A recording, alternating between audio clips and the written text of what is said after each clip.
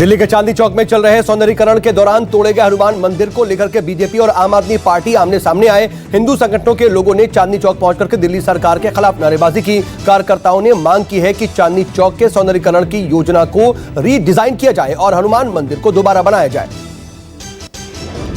सरकार और किसानों में 8वें दौर की बातचीत में कोई बात नहीं बन पाई। कड़कड़ाती ठंड में नाराज किसानों ने शर्ट निकाल करके टीकरी बॉर्डर पर प्रदर्शन किया। कृषि कानून पर फिर किसान और सरकार में बात अटक गई है। अब 8 जनवरी को एक बार फिर से सरकार किसानों में अगली मुलाकात होगी। सरकार के साथ होने वाली बैठक को लेकर के किसान नेता एक बार फिर मंथन कर रहे हैं।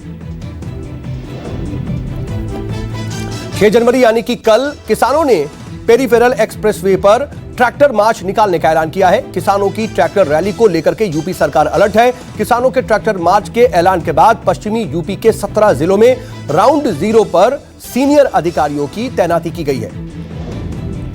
मोदी सरकार के dream project central Vista project को सुप्रीम कोर्ट ने हरी झंडी दे दी है। सुप्रीम कोर्ट के नया संसद भवन बनने का रास्ता वहां से साफ हो गया है। सेंट्रल विस्टा प्रोजेक्ट के तहत संसद की नई इमारत का निर्माण हो रहा है, जिसके खिलाफ सुप्रीम कोर्ट में कई याचिकाएं दायर हुई थी। कोर्ट ने पर्यावरण कमेटी की रिपोर्ट को भी नियमों के अनुरूप माना है। पीएम मोदी ने किया Kochi Mangaluru natural gas pipeline का उद्घाटन। 450 किलोमीटर लंबी है कोच्चि मंगलुरु प्राकृतिक गैस पाइपलाइन। उद्घाटन के दौरान पीएम मोदी ने कहा, विकास को प्राथमिकता दें तो कोई लक्ष्य कठिन नहीं। पीएम ने कहा, इस प्रोजेक्ट में कई दिक्कतें आई, लेकिन हमारे श्रमिकों, इंजीनियरों, किसानों और राज्य सरकारों के सहयोग से यह काम पूरा हुआ। को प्राथमिकता देते हुए सभी मिलकर काम करें तो कोई भी लक्ष्य असंभव नहीं।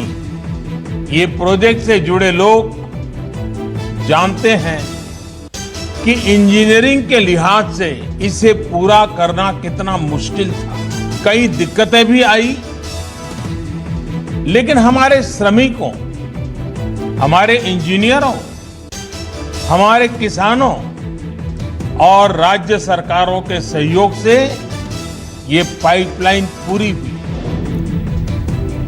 बंगाल के मुख्यमंत्री ममता बनर्जी ने बड़ा ऐलान किया है। किसानों को मिलेगा प्रधानमंत्री किसान सम्मान निधि योजना का लाभ। ममता बनर्जी ने पहले इस योजना को लागू करने के लिए केंद्र सरकार के सामने एक शर्त रखी थी और इसके बाद अब ममता बनर्जी ने अपनी शर्त को वापस ले लिया। अब किसानों को प्रधानमंत्री किसान सम्मान निधि योजना का लाभ सीधा खाते में मिलेगा। पश्चिम बंगाल में विधानसभा चुनाव से पहले टीएमसी को एक और झटका मिला है। ममता सरकार में मंत्री और पूर्व क्रिकेटर लक्ष्मी रतन शुक्ला ने मंत्री पद से इस्तीफा दे दिया है। लक्ष्मी रतन शुक्ला बंगाल सरकार में खेल मंत्री थे। लक्ष्मी रतन शुक्ला ने मंत्री पद के अलावा हावड़ा के टीएमसी जिला अध्यक्ष पद से भी इस्तीफा दे दिया है। हालांकि वो अभी टीएमसी से विधायक हैं। सूत्रों की माने तो लक्ष्मी रतन शुक्ला राजनीति से ही अलग होना चाहते हैं। पश्चिम बंगाल में हमली जिले के तारकेश्वर इलाके में बीजेपी कार्यकर्ता में अपने घर पर टीएमसी समर्थकों द्वारा बमबाजी करने का आरोप लगाया है। बमबाजी में बीजेपी कार्यकर्ता के घर की छत उड़ गई है। धमाका इतना जबरदस्त था कि पूरे इलाके में हड़कंप मच गया। बीजेपी कार्यकर्ता ने टीएमसी के खिलाफ थाने में शिकायत भी दर्ज करवाई है। देश के कई राज्यों में बर्ड फ्लू फैल गया है। राजस्थान, मध्य प्रदेश के बाद हिमाचल और केरल तक बर्ड फ्लू से दहशत है। लगातार हो रही पक्षियों की मौत के बाद राज्य सरकारों ने अलर्ट जारी किया है। केरल में बर्ड फ्लू को राजकीय आपदा घोषित किया गया। हिमाचल प्रदेश में अंडे, मांस, चिकन आदि की बिक्री पर भी रोक लगा दी गई। राजस्थान के झालावाड़ में धारा 144 लागू की गई है। हरियाणा का पोल्ट्री हब कहे जाने वाले अंबाला और पंचकुला में 1 लाख मुर्गियों की मौत हो गई। फिलहाल सैंपल जांच के लिए लैब भेजे गए हैं। हिमाचल में 1800 प्रवासी पक्षियों की मौत हुई है। मध्य प्रदेश में 300 से ज्यादा पक्षियों की मौत हुई है। इंदौर में अब तक 154 कौवों की मौत हुई, जिसमें बर्ड फ्लू की पुष्टि हुई है। कौवे, बतख, मुर्गियों और बगुले की मौत को लेकर के राजस्थान, मध्य प्रदेश, हिमाचल, गुजरात, मध्य प्रदेश हर जगह पर खलबली मची हुई है। गुजरात के जूनागढ़ में भी बर्ड फ्लू का खतरा मंडरा रहा है। जूनागढ़ में एक साथ 53 पक्षी मृत पाए गए। वन विभाग ने सैंपल टेस्ट के लिए भेज दिया है। गाजियाबाद के मुरादनगर शमशान हादसे पर यूपी सरकार सख्त है। सीएम योगी ने घटना के लिए जिम्मेदार इंजीनियर और ठेकेदार के खिलाफ एनएसए लगाने का आदेश दिया है। यूपी सरकार ने पूरे नुकसान की वसूली दोषी इंजीनियर और ठेकेदार से करने का निर्देश दिया है। ठेकेदार अजय त्यागी को ब्लैक लिस्ट में डाल दिया गया है। मुरादनगर में शमशान में हुए हादसे का मुख्य आरोपी अजय त्यागी देर रात गिरफ्तार कर लिया गया। गाजियाबाद पुलिस ने फरार अजय त्यागी पर 25,000 रुपए का इनाम घोषित किया था। शमशान घाट में घटिया निर्माण के पहले छत गिर गई और इसकी वजह से हादसे में 25 लोगों की मौत हो गई थी। वैक्सीनेशन के लिए तैयार है उत्तर प्रदेश। यूपी में नोएडा, वाराणसी, लखनऊ समेत कई शहरों में ड्राई रन किया जा रहा है। सीएम योगी आदित्यनाथ वैक्सीनेशन का मॉक ड्रिल देखने के लिए पहुंचे। कोरोना वैक्सीनेशन को लेकर के यूपी में 1500 जगहों पर आज ड्राई रन हो रहा है। सीएम योगी ने अलग अलग अस्पताल पहुंच करके ड्राई रन देखा। मॉक ड्रिल के अलावा यूपी में वैक्सीनेशन को लेकर के तैयारी पूरी है। वैक्सीनेशन के लिए स्वास्थ्य कर्मचारियों को ट्रेनिंग दी जा रही है। यूपी में पहले चरण में 9 लाख स्वास्थ्य कर्मियों को टीका लगाया जाएगा। दूसरे चरण में लगभग 20 लाख फ्रंट लाइन वर्कर्स को वैक्सीन लगेगी। ड्राई रन के बाद असली वैक्सीनेशन को लेकर के सीएम शाम को मीटिंग करेंगे। वैक्सीन पर सियासी विवाद पर भारत बायोटेक के सीएमडी का बयान सामने आया है। सीएमडी कृष्णा एला ने कहा कोवैक्सीन को ट्राई पर कोई सवाल ना उठाया जाए। सीएमडी ने सियासत करने वालों को जवाब देते हुए कहा, मेरा या मेरे परिवार का किसी राजनीतिक दल से संबंध नहीं। हमारे पास वैक्सीन बनाने का अच्छा खासा अनुभव है। केंद्रीय औषधि मानक नियंत्रण संगठन द्वारा निर्धारित शर्तों के आधार पर मंजूरी दी गई है। भारत में कोरोना वैक्सीन शुरू होने से पहले नए केस में गिरावट दर्ज हो रही है। एक दिन में 6 महीने बाद सबसे कम कोरोना केस सामने आए। बीते 24 घंटे में 16,375 नए संक्रमित मरीज सामने आए, जबकि कोरोना से 201 लोगों की जान गई। बीते एक दिन में 29,091 मरीज कोरोना से ठीक हो चुके हैं। अब तक 1 करोड़ मरीजों ने कोरोना को मात दे दी है। स्वास्थ्य मंत्रालय के आंकड़ों के मुताबिक भारत में कोरोना के कुल मामले बढ़कर 1,03,56,000 से ज्यादा हो चुके हैं। अब तक 1,49,850 लोगों की मौत हो चुकी है। कुल एक्टिव केस घटकर 2,31,000 पर आ चुके हैं। 17 करोड़ से ज्यादा लोगों का कोरोना टेस्ट अब तक किया जा चुका है। ब्रिटेन में कोरोना के नए स्ट्रेन का कहर। पीएम बोरिस ने 1.5 महीने के लॉकडाउन का ऐलान किया। कोरोना वायरस को लेकर के इंग्लैंड में और सख्त होंगे लॉकडाउन के नियम। पीएम बोरिस जॉनसन करेंगे ऐलान। लॉकडाउन के तहत स्कूली पढ़ाई को ऑनलाइन किया गया। वर्क फ्रॉम होम पर भी फोकस किया गया। लोगों से भीड़ में ना निकलने की अपील की गई। ब्रिटेन में पिछले एक हफ्ते में सामने आए कोरोना के 58,000 नए मामले। जम्मू कश्मीर में लगातार तीसरे दिन भारी बर्फबारी हो रही है। पूरी घाटी और जम्मू के पहाड़ी क्षेत्र बर्फ की सफेद चादर से ढक चुके हैं। भारी बर्फबारी के चलते कश्मीर के कई रास्ते कट गए। बारामूला, अनंतनाग, कुलगाम, शोपियां, पुलवामा जैसे जिलों में बिजली और सड़क संपर्क बुरी तरह से प्रभावित हुआ है। भारी बर्फबारी और लो विजिबिलिटी के वजह से श्रीनगर से हवाई सेवा भी प्रभावित हुई है। बर्फबारी के चलते जम्मू श्रीनगर राष्ट्रीय राजमार्ग लगातार तीसरे दिन आज भी बंद है। राष्ट्रीय राजमार्ग बंद होने के चलते श्रीनगर और जम्मू दोनों ही जगह सैकड़ों की तादाद में यात्री और वाहन फंसे हुए हैं। भारी बर्फबारी के चलते ना कोई जम्मू से श्रीनगर आ पा रहा है और ना ही कोई श्रीनगर से जम्मू आ सकता है। रास्ते से बर्फ हटाने का काम भी युद्ध स्तर पर इस वक्त चल रहा है। सैकड़ों यात्री रास्ते में फंसे हुए हैं। उत्तर भारत में कड़ाके की ठंड के बीच मौसम विभाग ने अलर्ट जारी किया है। अगले 24 घंटे में दिल्ली समेत कई इलाकों में बारिश और ओलावृष्टि की आशंका है। दिल्ली एनसीआर में पिछले 3 दिनों से हो रही है बारिश और आज सुबह भी वो जारी है। अगले 2 दिनों के लिए मौसम विभाग ने ऑरेंज अलर्ट जारी किया है।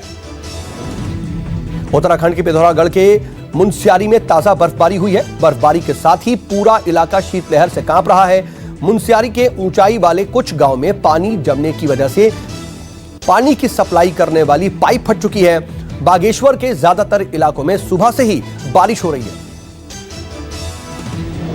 हिमाचल प्रदेश में ठंड का कहर लगातार जारी है। डलहौजी में कई फीट बर्फ जमी हुई है। अगले कुछ दिनों तक बर्फबारी और तेज होने के आसार हैं। मौसम विभाग की चेतावनी के मुताबिक हिमाचल प्रदेश में 6 जनवरी यानी कि कल तक बर्फबारी लगातार जारी रहेगी। पहाड़ों पर हो रही जबरदस्त बर्फबारी की वजह से मैदानी इलाकों में ठिठुरन बढ़ गई है। राजस्थान में भी कड़ाके की ठंड पड़ रही है। कई इलाकों में जबरदस्त ओले गिरे, कई जगहों पर कोहरा छाया रहा। राजस्थान के सीकर में घना कोहरा दिखाई दिया। विजिबिलिटी बेहद कम है। कड़कड़ाती ठंड ने स्थानीय लोगों की मुश्किलें बढ़ा दी हैं। दक्षिण भारत के कई राज्यों में कई जगहों पर भारी बर्फबारी हुई। चेन्नई में कल से तेज बारिश हो रही है। बीते 24 घंटे में भारत में सबसे ज्यादा बारिश तमिलनाडु के चेन्नई में हुई है। बारिश के बाद सैकड़ों लोगों को आने जाने में परेशानी हो रही है। सड़कों पर भी पानी भरा हुआ है। आवाजाही प्रभावित हुई है। कानपुर बार एसोसिएशन ने कल राम कुमार शुक्ला अधिवक्ता भवन में 4 दिवसीय शतरंज प्रतियोगिता का आयोजन किया गया। इस शतरंज प्रतियोगिता का शुभारंभ मुख्य अतिथि जज विकार अहमद ने किया। प्रतियोगिता 4 से 8 जनवरी तक चलेगी। इस प्रतियोगिता में कुल 100 वकील हिस्सा ले रहे हैं। जीत हासिल करने वाले को 8 जनवरी को पुरस्कार दिया जाएगा। बार एसोसिएशन के महामंत्री राकेश तिवारी और संयुक्त मंत्री लाइब्रेरी यंशु शुक्ला ने बताया, वकीलों में खेलों के प्रति रुचि बढ़ाने के उद्देश्य से प्रतियोगिता का आयोजन किया गया। जिला स्तरीय शतरंज प्रतियोगिता का आयोजन कानपुर बार एसोसिएशन हॉल में शुभारंभ हुआ, जिसका उद्घाटन माननीय कमर्शियल कोर्ट जज श्री विकार अहमद जी के कर कमलों द्वारा किया गया, जिसका उद्देश्य कानपुर के अधिवक्ताओं की अति व्यस्ततम कार्यशैली के दबाव से बाहर निकलते हुए इंडोर खेलों के प्रति रुझान को बढ़ावा देने के उद्देश्य से देश की पहली sports car DC Avanti scam case में बड़ा खुलासा। 100 करोड़ के घोटाले का मामला सामने आया। पुलिस के मुताबिक एक ही इंजन और चेचिस नंबर की गाड़ी कई लोगों को बेची गई। गाड़ी का एक से अधिक बार रजिस्ट्रेशन भी हुआ। मामले में दिलीप छाबड़िया के बेटे की भी तलाश में पुलिस जुटी हुई है। मुंबई में दिन दहला देने वाली वारदात सामने आई। मलाड इलाके में प्रेमी ने प्रेमिका को पहले गोली मारी, फिर खुद को भी गोली मार करके आत्महत्या कर ली। गोली लगने से मौके पर ही दोनों की मौत हो गई। लड़की की उम्र 22 साल है, जबकि लड़का 25 साल का बताया जा रहा है। फिलहाल इस पूरे मामले की जांच पुलिस कर रही है। रेप और हत्या के बाद रांची में माहौल गर्म। भीड़ ने झारखंड सीएम हेमंत सोरेन के काफिले को जबरन रोका। दुष्कर्म के बाद युवती की हत्या के खिलाफ प्रदर्शन कर रहे थे तमाम लोग। किशनगंज में सीएम सोरेन के काफिले को रोकने की उन्होंने कोशिश की। काफिले को एस्कॉर्ट कर रहे इंस्पेक्टर नवल किशोर सिंह गंभीर रूप से जख्मी हो गए। अस्पताल में इलाज उनका जारी है।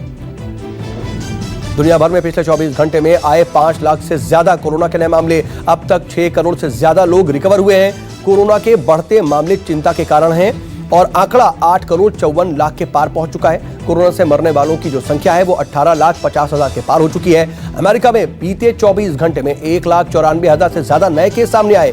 1,387 लोगों ने कोरोना से जान गंवाई।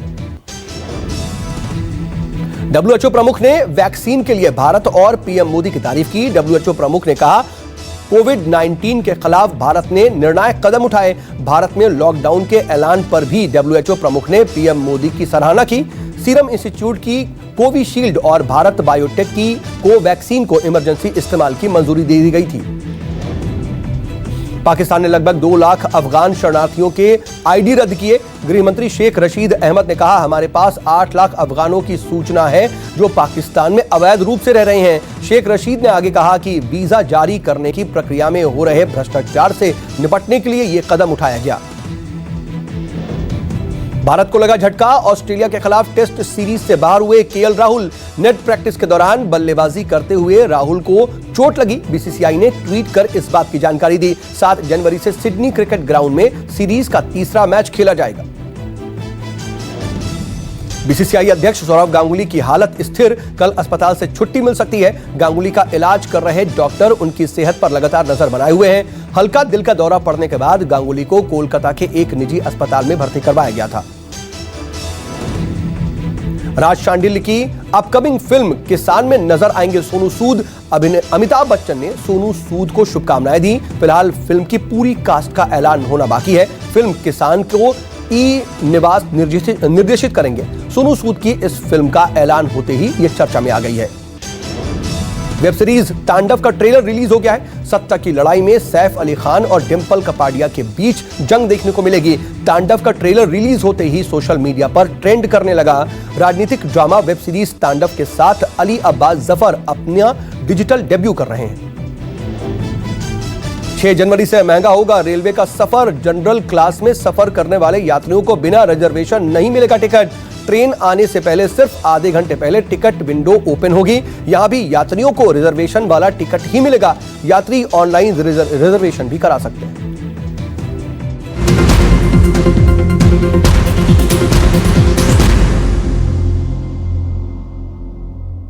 नमस्कार, मैं हूं मानक गुप्ता।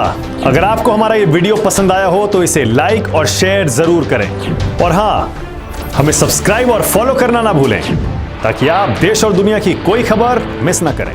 तो जुड़े रहिए हमारे साथ और देखते रहिए News 24।